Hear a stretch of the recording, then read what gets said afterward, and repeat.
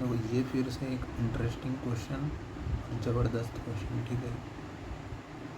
पहले बात तो हम लोग लोड डिफ्लेक्शन डायग्राम बनाते हैं, और वहाँ से भाई यूनिवर्सल टेस्टिंग मशीन में जो स्पेसिमेन होता है, ठीक है, स्पेसिमेन कैसा होता है, कुछ इस तरह का होता है ना।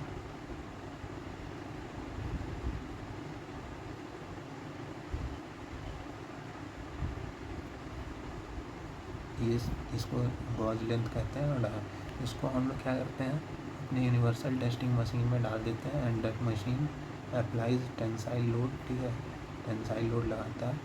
तो load is applied first, therefore load is a input that is given to this, and as a result of this input what is the output, deformations, ठीक है। तो लोड एक इनपुट है, डिफॉर्मेशन एक आउटपुट है।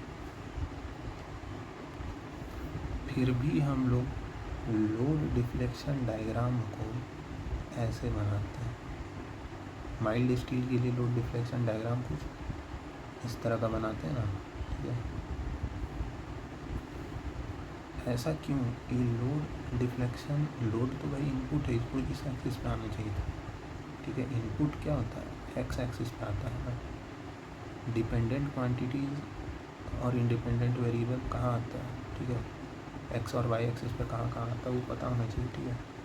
तो आंसर इसका क्या है, देखो स्प्रिंग से समझते हैं इसको।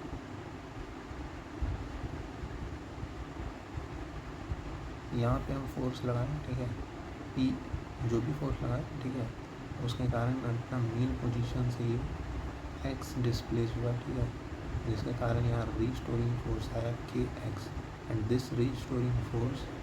तो यहाँ पे सीक्वेंस क्या है, पहले हमने लोड लगाया, लोड लगाने के बाद क्या आया, डिफॉर्मेशन आया, डिफॉर्मेशन आने के बाद क्या आया, ये के एक्स आया, that is restoring force, and